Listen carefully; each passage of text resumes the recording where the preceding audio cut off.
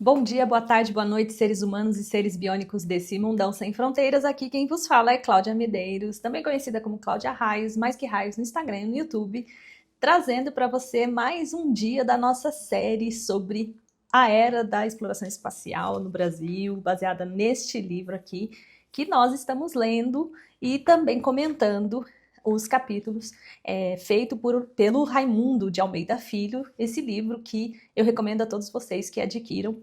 E deixei até o link aqui na descrição com os dados do livro e também o link da Amazon para você que quiser comprar. Se quiser comprar por esse link também vai ajudar aí esse canal, sem pagar mais por isso, tá, gente? Mas de qualquer forma, eu gostei muito desse material, desse livro. Ele faz uma revisão, né, do que seria a era espacial brasileira e por isso eu resolvi trazer para vocês. E antes de começar, eu vou pedir para você não esquecer de deixar o seu like, compartilhar com mais pessoas que teriam interesse de conhecer o que é o Brasil, como o Brasil se construiu dentro da era espacial, entender um pouquinho dos caminhos que foram tomados para o momento que nós estamos hoje e como nós vamos escrever essa história da exploração espacial a partir do modelo do Brasil. Sem mais delongas, o livro ele está dividido em temas e esses temas eles tratam de assuntos específicos, né? Então a gente leu no último dia a introdução e agora a gente vai para o tema 1. E o tema 1 ele fala de governança das atividades espaciais brasileiras, tá? Ele já começa com algumas frases bem polêmicas e eu vou ler essas frases aqui para você. CNAE e a NASA reafirmam seus desejos de conduzirem programas cooperativos em pesquisa espacial que são de muito interesse e têm propósitos científicos pacíficos. Isso foi um memorando de entendimento entre o CNAE e a NASA em maio de 1965. Porém, qualquer entendimento só pode ser feito com pleno conhecimento das autoridades superiores brasileiras, não sendo permitido assumir qualquer compromisso sem a devida e competente autorização.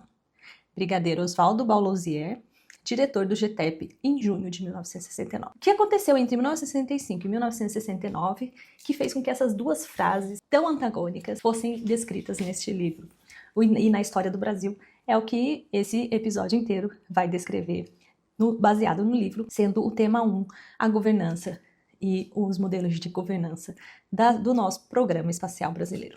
Então o livro começa comentando sobre a vinda do Yuri Gagarin ao Brasil e de toda aquela comoção nacional, né, com a chegada dele aqui, a confusão de toda a estadia dele, né, e até faz uma brincadeira comentando que ele gostou mesmo foi a de comer coxinha, a nossa coxinha brasileira, mas que nessa leva da vinda do Yuri Gagarin e de toda essa expectativa sobre o programa espacial, o Brasil então criou lá o GOCNAI, né, para quem não lembra, o GOCNAI, a gente já citou isso na introdução, né, é um grupo de organização da comissão, vou deixar aqui escrito para você, Nacional de Atividades Espaciais, que tratava, então, que seria um embrião do que seria a Agência Espacial Brasileira hoje. O GOCNAI, ele é formalizado lá no dia 3 de agosto de 1961, lembrando que a era espacial mundial, mais ou menos, começa por volta de 1958, 57, 58, ali, né, com o Sputnik, Explorer e a criação da NASA, e em 1961 a gente já tem aí o primeiro embrião do que seria uma Agência Espacial Brasileira, tá? Mas as provocações com relação à expectativa do Brasil entrar no setor espacial já começam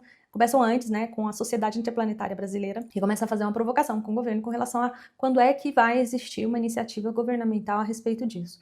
E então o presidente vai e procura, né, o Otacílio Cunha e o Aldo Vieira para poder tomar uma iniciativa e ver como eles iriam resolver essa situação.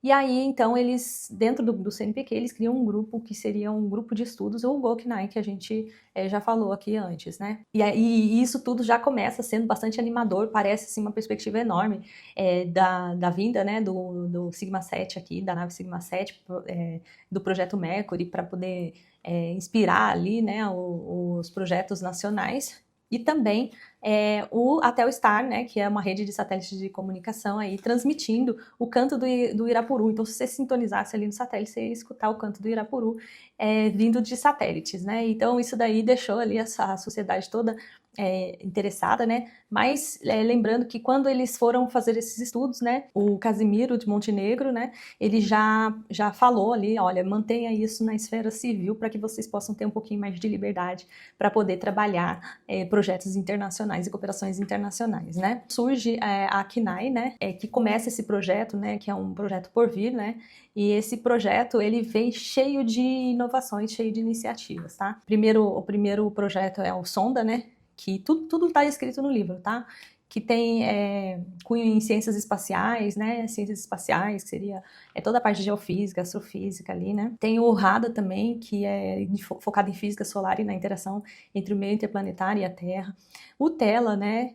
Que trabalha com telemetrias por balões e foguetes. O OBRA, né, que trabalha com interferência de ruído atmosférico e radiocomunicações. O EXAME, que trabalha com meteorologia, com utilização de foguetes, né? O MIRO, que estuda a alta atmosfera com radar a laser, tá? E um dos mais importantes é o projeto MESA, que é a meteorologia por satélite, que então faz com que o Brasil assine esse acordo com o NOAA e possa então receber dados de satélite. Mas o maior projeto de destaque então é um projeto chamado SAFO, né, que seria sondagens atmosféricas por foguete, né, que foi um memorando assinado de acordo entre o CNAE e a NASA, e que foi aquela frase que a gente falou no começo desse episódio, né, onde o Brasil assina esse acordo com intenções aí de pesquisas espaciais e com esse entendimento sendo positivo para ambos os institutos, tá? Então, os Estados Unidos, eles ajudariam aí com cargas úteis e treinamento, e o Brasil teria ali, então, a estação. E foi onde foi criado, então, a Barreira do Inferno. Então, a tarefa do CTA foi criar o GTEP, que é o Grupo Executivo de Trabalho e Estudos de Projetos Espaciais, que seria responsável ali por cuidar da Barreira do Inferno e fazer essa gestão, tá? Então, a ideia da concepção e da construção ali da Barreira do Inferno, ela seguiria, então, os padrões internacionais, né? Seria feito pelo Brasil, mas seria feito pela Força Aérea Brasileira, tá? Para isso, então, foram selecionados também pesquisadores, né? E foram enviados, então, lá para as unidades de Wallops e do Goddard Space Flight Center, lá da NASA, e para treinar essas pessoas de como fazer, operar esses sistemas que passariam também a ser monitorados a partir aqui do Brasil, lá da Barreira do Inferno. E a NASA também, ela cedeu em comodato alguns equipamentos, né, instrumentos técnicos lá para serem colocados na Barreira do Inferno. E em 1965, a base, então, foi lançada com o lançamento, né, do Nick Apache, né, que é um foguete norte-americano aqui da base da Barreira do Inferno. E além disso, o Brasil ainda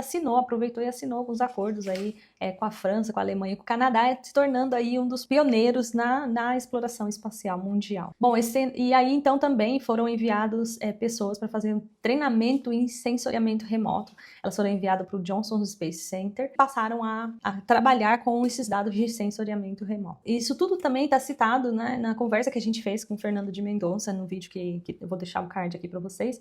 Mas na época eles fizeram um projeto também, Aircraft Mission 96, né, que seria trazer aviões para poder fazer o sensoriamento remoto sobre as regiões do Brasil e treinar técnicas para detecção de terrenos ou coisas específicas, né?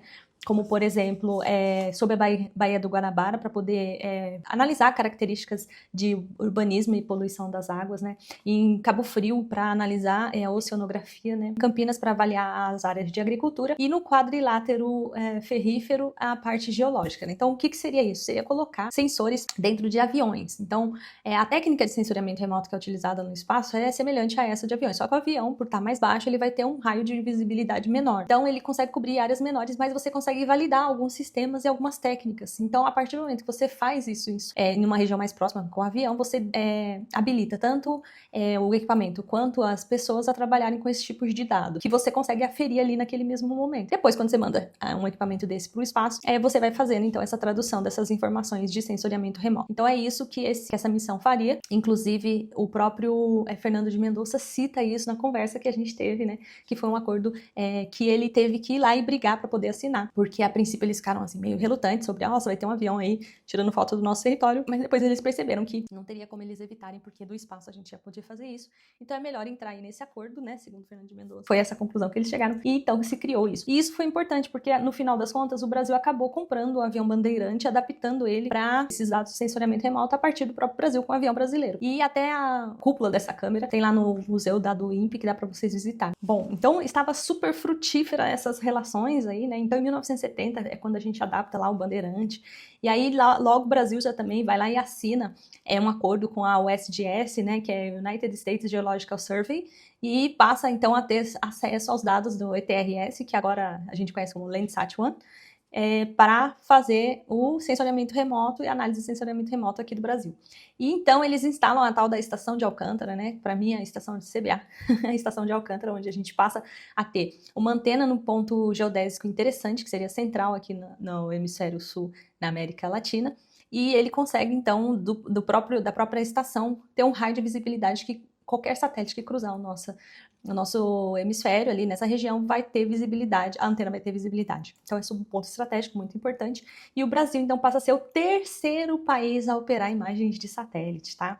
Então a gente passa a ter a capacidade de receber dados de imageamento no território brasileiro, e para isso a gente precisa então criar um ambiente propício para receber essas imagens. Então, em 1974, inaugurado o Laboratório de Imagens de Cachoeira Paulista, né, que até hoje a gente tem aqui em Cachoeira Paulista e ainda o é, né, o local onde a gente faz o registro e armazenamento das imagens recebidas, inclusive de satélites, como é o caso aí do Landsat-1, né? Mas tem algumas pessoas que começam a ficar um pouco incomodadas com isso, que é esse GTEP, né? O GTEP que fazia parte ali do CTA.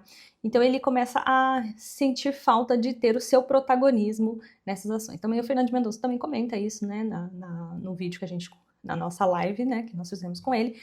E aí eles começam a questionar por que o KNAI tá tendo tanto, tá conseguindo fazer tanta coisa e tá tendo esse protagonismo, e eles sentem que eles não estão fazendo parte das decisões, né? Lembrando que isso é normal, porque o KNAI ele tinha uma missão muito mais voltada para a área de pesquisas, então era muito mais fácil e muito mais conveniente fazer esses tipos de acordos com propósitos científicos, né? Por isso que lá o Casimiro tinha recomendado que a gente permanecesse na esfera civil. Mas o GTEP queria seu espaço, seu protagonismo. Então o GTEP assume esse contrato que o KNAI tinha feito para a construção de foguetes com a Vibra, e aí já inicia então essa visão que antes se tinha mais coletiva, né? Lá de quando surgiu a Barreira do Inferno, do KNAI com o GTEP e tal, né?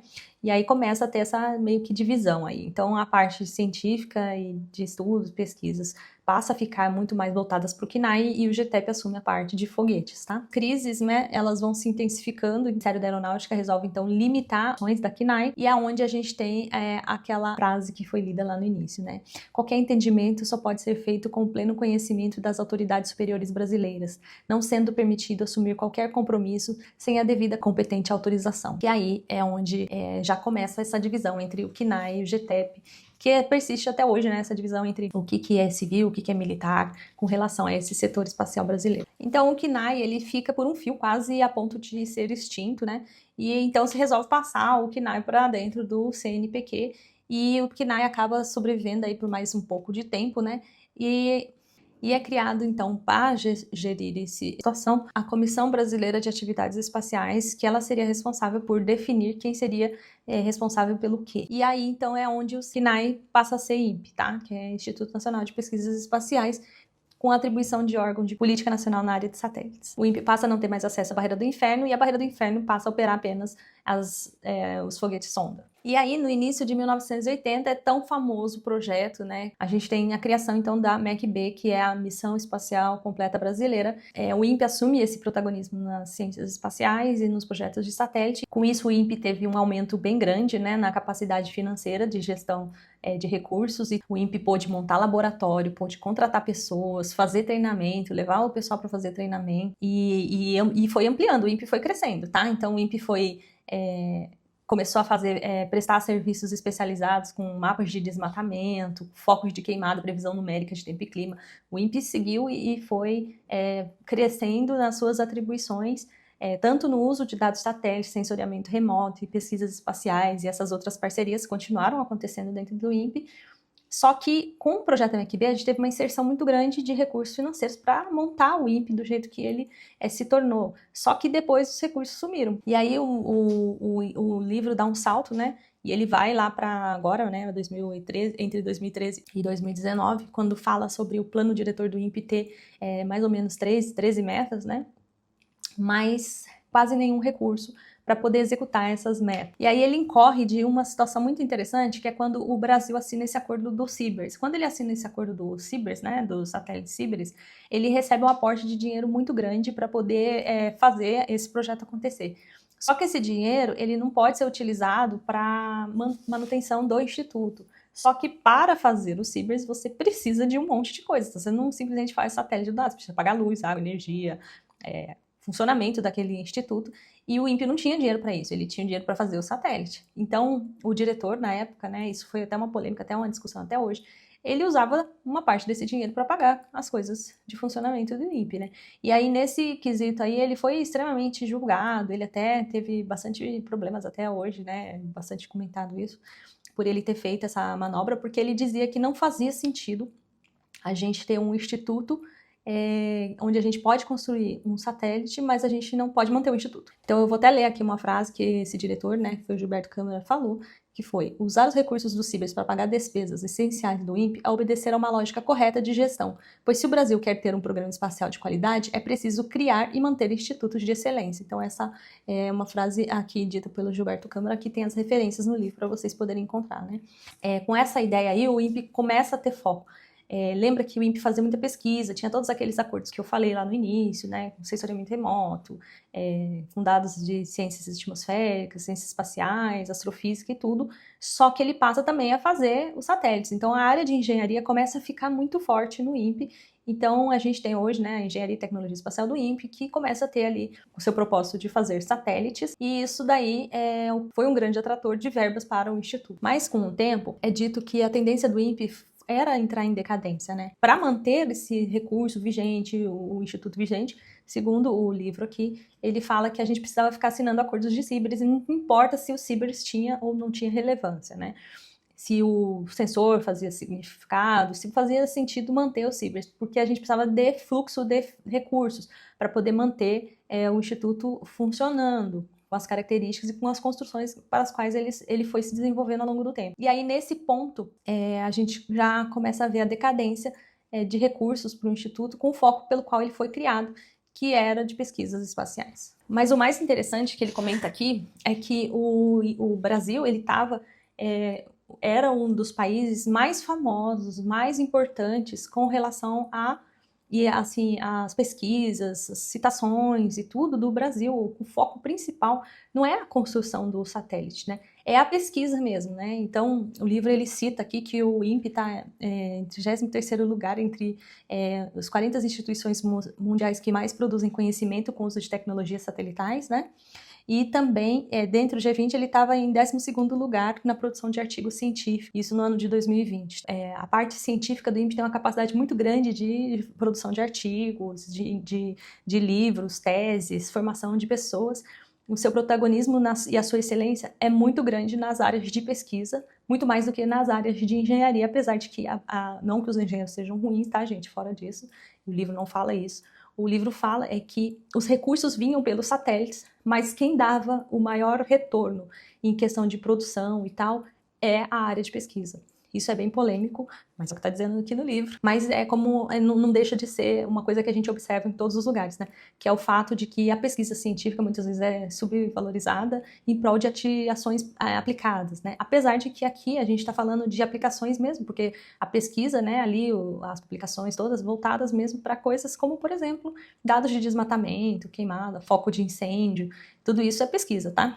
Aquele orçamento que o Brasil recebia por conta dos satélites, né, na faixa ali de 430 milhões de reais em valores atualizados, de acordo com esse livro para a data de 2023, cai para cerca de 212 milhões e no último ano aí 80 milhões de reais. Então, como você vê, a perda da capacidade de recebimento de investimento no Instituto Nacional de Pesquisas Espaciais decaiu, e isso daí fez com que a gente não tenha capacidade de desenvolver grandes projetos e missões espaciais. No governo anterior, né, do ex-presidente Jair Bolsonaro, a gente ainda teve um ataque à parte de pesquisa, que é uma das partes mais importantes que o INPE desenvolve, o que fez com que ainda se tivesse uma depreciação maior ainda da imagem do Instituto, até mesmo um desmantelamento quando tirou do Instituto a parte de meteorologia e passou para o INEMET. Então isso, a sua característica também de divulgação e monitoramento, né, de dados de desmatamento, e isso passou então a ser do INEMET e do Sensipan. E também sobre o aval de uma câmara técnica, né? O que mostrava que não existia mais aquela liberdade para a publicação desses dados, que sempre foram abertos. O cerco às atividades de monitoramento passaram passar por uma câmara técnica que iria qualificar os dados de desmatamento e incêndio, né? O que é muito triste de se ver nesse setor, tá? E em meio a todas essas indefinições aí, é o momento em que nós estamos hoje, que é o INPE com a perda de capacidade de manutenção de missões ou de projetos de pesquisa pela quantidade de verba e a diminuição dos recursos humanos e também recursos para investimento em projetos. Perdendo, então, apesar de não perder a qualidade nas suas publicações, perder a capacidade de manter isso vigente e em alto nível, que nem foi há um tempo atrás. São esses dados que são passados aqui pelo livro, tá, do Raimundo Almeida Filho, e é muito condizente com o que a gente observa. E aí ele encerra, então, com a parte CNAE, que depois se transforma em INPE, e ele entra no COBAI, que é a Comissão Brasileira de Atividades Espaciais. E é muito interessante porque quando ele chega no COBAI, lembrando que o COBAI foi criado como órgão do Conselho de Segurança Nacional com a finalidade de assessorar o presidente da República na consecução da Política Nacional de Desenvolvimento de Atividades Espaciais em 1971. Foi naquela época que o GTEP começou a questionar, e aí, nessa discussão toda aí, ele cria, então, o COBAI, e aí dá a missão para o CNAE, que depois vira INPE, e o COBAI é acima de tudo isso. E aí ele começa falando sobre como no início de 1900, então o COBAI sai em 1971, então a missão do COBAI era definir as diretrizes gerais para a Política Nacional de Desenvolvimento das Atividades Espaciais. Então, ele era submisso ao presidente da República, né?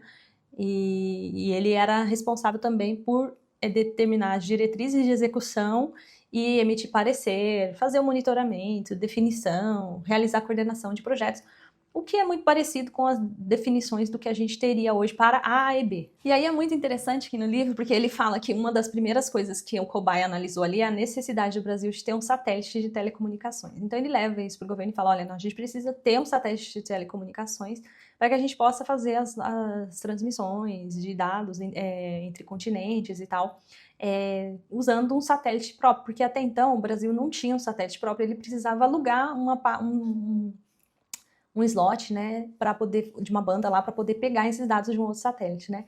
Mas isso daí, ele falou, beleza, vamos fazer esse estudo. E aí vai, passa um ano, aí, beleza, vamos fazer esse estudo. Passa mais um ano.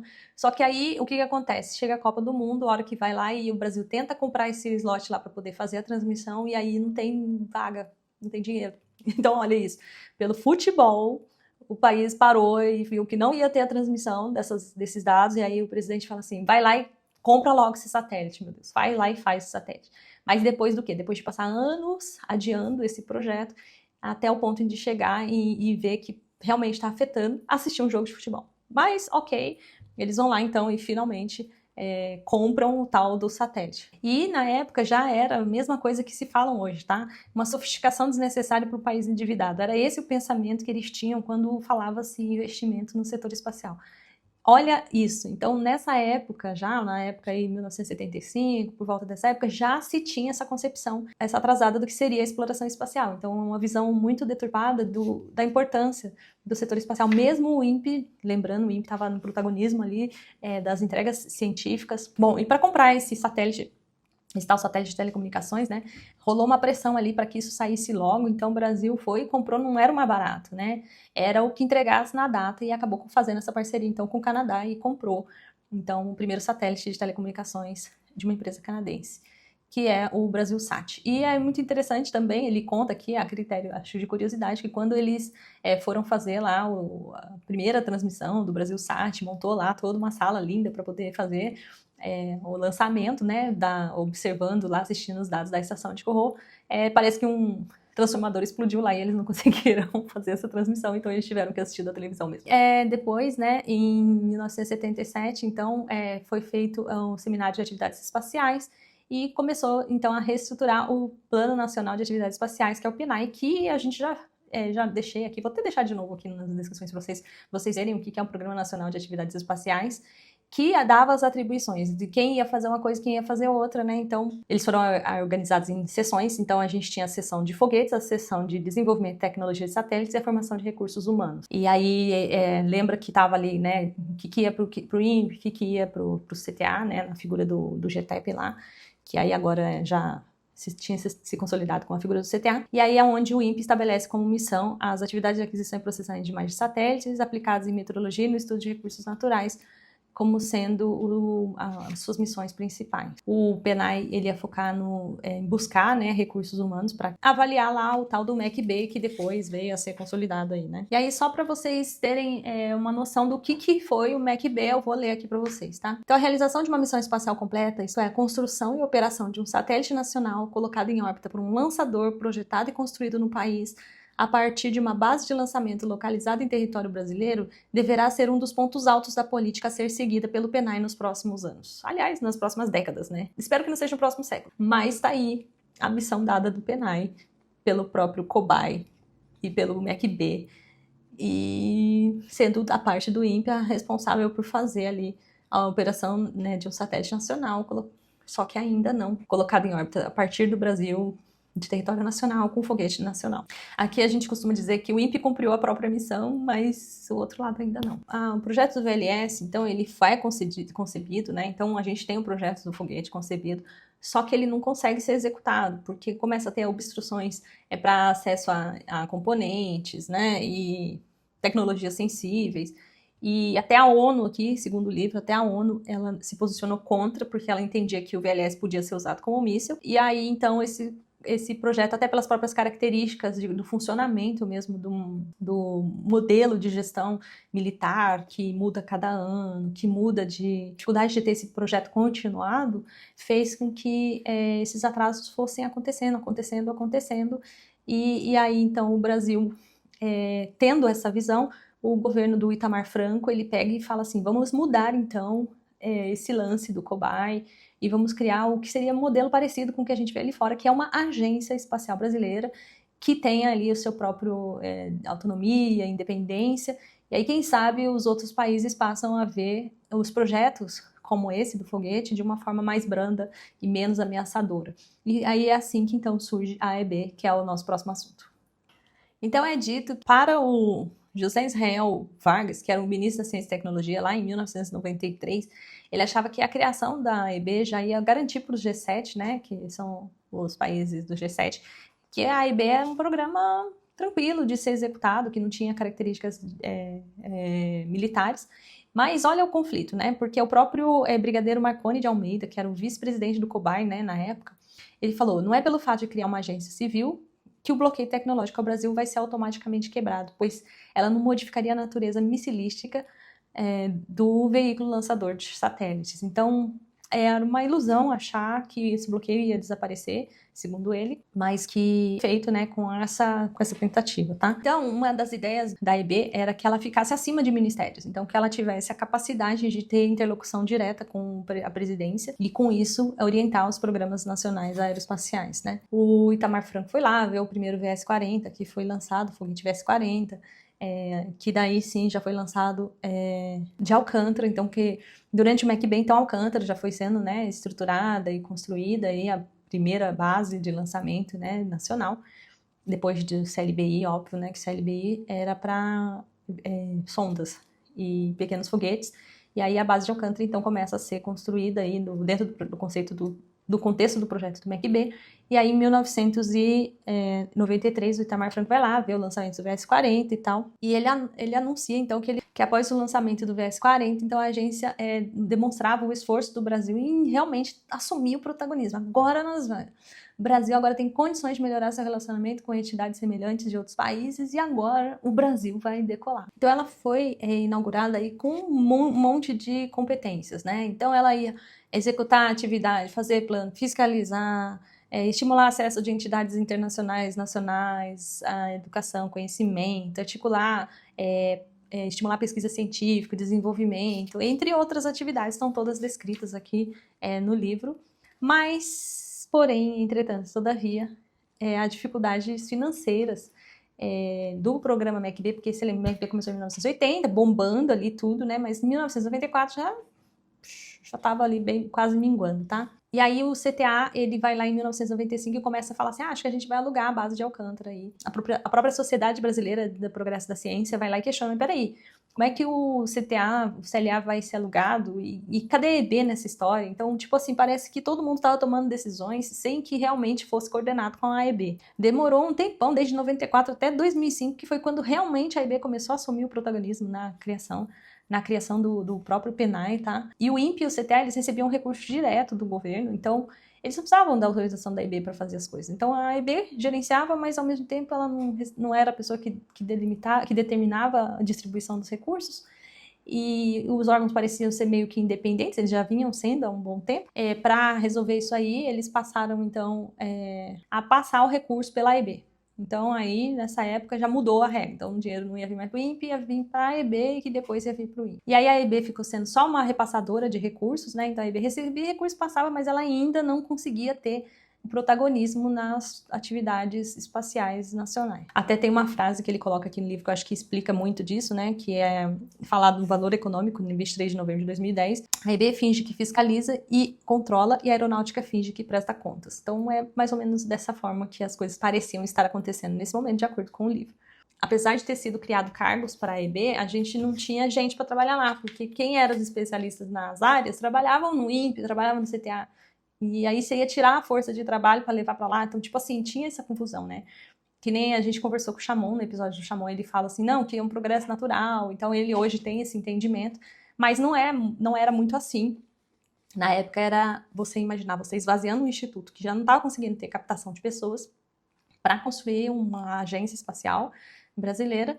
E aí você ia perder a capacidade produtiva, né, daquele grupo em prol de fazer uma agência, um cargo mais administrativo, vamos dizer assim. E eles só tinham pessoas, então, que migravam de outros órgãos. Então, tipo assim, ninguém era exatamente da AEB.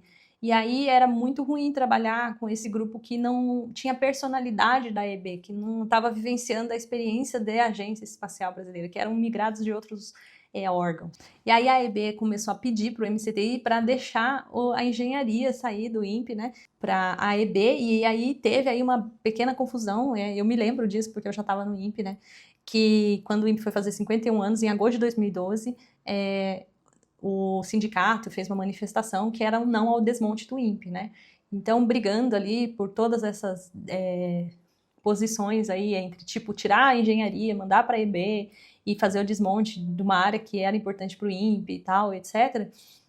Foi então um fuzuê, né, na época, e aqui no livro ele descreve todas as discussões que aconteceram na época. E então essa ideia de transferir a engenharia para a EB cancelou, acabou apenas em 2016, então que foi que abriu-se um concurso e aí teve então a contratação de um corpo técnico especializado para atuar focado só na EB. E aí a EB, então, hoje tem esse prédio, né, que ele comenta que ele encerra esse capítulo falando que é um prédio muito bonito no setor policial de Brasília, com uma réplica do foguete VLS-1, e que ali se diz, né, uma agência espacial brasileira. E ele encerra esse capítulo falando, mas, porém, entretanto, todavia, não acaba aí, porque já se começam, então, as novas discussões de como construir um novo órgão de governança por iniciativa do Comando da Aeronáutica. Ou seja, ainda nessa época já começam novamente as discussões de não deixar a agência espacial na esfera civil. E como uma espécie de pós-scriptum, né, que ele cita aqui, que no ano de 2024, porque o livro foi escrito em 2023, né, então em 2024 ele coloca aqui um pós-scriptum, né, que aí ele já fala disso e aí ele já começa a separar, então, o que vai ser da defesa, o que vai ser civil. Então já começa, então, mais uma vez, essa separação, né? Então, fazendo com que haja, mais uma vez, uma diminuição da força da EB, que transforma, mais uma vez, a EB num órgão coadjuvante, de acordo com o texto aqui escrito, como tudo começou, né? Então, começa o GOCNAI, e aí tem o CNAE, que faz muita coisa ali na área científica, cria um monte de projeto, um monte de frentes, e aí faz acordo com o CLBI, aí depois que faz esse acordo com o CLBI, começa a trazer equipamento, foguete, projetos, etc. Daí só que precisa do CTA ali, daí o CTA vai lá e coloca lá o GTEP, o GTEP fala, não, peraí, o CNAE tá fazendo tudo, a gente tá fazendo nada, tá botando avião aqui, tá fazendo acordo de foguete, e a gente tá fazendo nada, vamos dividir melhor esse negócio aí então manda um pouquinho pra lá, manda um pouquinho pra cá, e aí começa essas discussões, e aí fala, não, mas peraí, acho que tudo tem que passar pelas Forças Armadas aqui, porque a gente também estava numa época complicada politicamente, e aí nessa daí vai diminuindo o protagonismo, começa a criar novos focos, cria o projeto MEC-B, faz uma divisão de funções, percebe-se que a captação de recursos para foguete, para satélites é mais importante do que para pesquisa, não tem como fazer uma redistribuição dessas rendas. Então, o modelo de governança, pelo que deu para entender a partir desse capítulo, é bem confuso, bem complicado. Parece uma disputa interna, onde ninguém pensa aonde a gente vai chegar, mas nós vamos continuar seguindo o livro para poder entender os pormenores com o próximo tema. E aí, então, vem a discussão de um novo modelo de governança para as atividades espaciais. Será? Eu vou parar por aqui esse capítulo, porque ele está muito grande. Faltou um trechinho ainda do tema 1, mas eu vou emendar esse trechinho do tema 1 com o próximo tema, tá? E aí a gente vai falar um pouquinho da conclusão, do fechamento final, do que o Brasil entendeu que deveria ser feito, né? Com um novo modelo de governança. A gente fala isso no início do próximo tema, para vocês não perderem essa conexão, porque está muito longo esse vídeo, mas dá para você ver a confusão e a mistura que aconteceu ao longo do Programa Espacial Brasileiro, que parece que iniciou extremamente promissor e que vai perdendo o fôlego conforme vai nadando nesse mar de conflitos internos para a sua própria gestão. Não deixa de compartilhar esse episódio com as pessoas que você acredita que tem interesse, né? Dá o seu like também, ativar o sininho para você receber informações de quando vai vir os próximos episódios a respeito desse tema. Não esquece de adquirir o seu livro para você ler junto comigo e também ler todos os comentários com mais detalhes, né? Posso estar errando em algum comentário que eu estou fazendo aqui, então vai lá ver, conferir se está tudo certinho. Mas dentro do que eu tenho observado e da minha experiência dentro do Instituto, é mais ou menos isso mesmo que aconteceu ao longo desse tempo. Agradeço o tempo de vocês aqui para assistir esse conteúdo e continuamos então a nossa saga Brasil na Era Espacial. Um grande abraço para todos vocês e tchau!